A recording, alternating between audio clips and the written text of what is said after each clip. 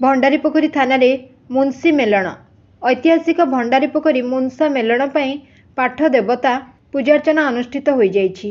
भंडारीपोखरी थाना कर्मचारी और मेलन कमिटी सदस्यों मिलित सहयोग में चलित वर्ष गणपर्व मुंशा मेलन भाव उद्दीपनार सहित आयोजन होता। प्रथम दिन घट स्थापना पर थाना परिसर में पाठ देवता सिद्धि कंठेश्वर पूजार्चना वैदिक रीतिनीति अनुसार अनुष्ठित हो जाइछि। मुख्य पूजक राजकिशोर पंडा प्रत्यक्ष तत्वावधान में पाठ देवता वैदिक मंत्र अनुसार आवाहन करा जाइछि। प्रथम इष्टदेवता षोडश उपचार पूजा सूर्य पूजा संख्या आहुति होम अनुष्ठित होता। पर रुद्राभिषेक और मेलन पर राधाकृष्ण षोडश उपचार पूजा होता। अन्यतम पूजक भाव गयाधर दास और मनोज पंडा सहयोग करते।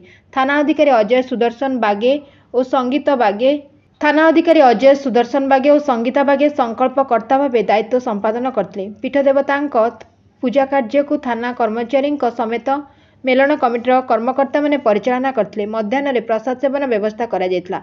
संध्यारे निमंत्रित अतिथि मानक द्वारा उत्सव उद्घाटन सहित सांस्कृतिक कार्यक्रम अनुष्ठित होता।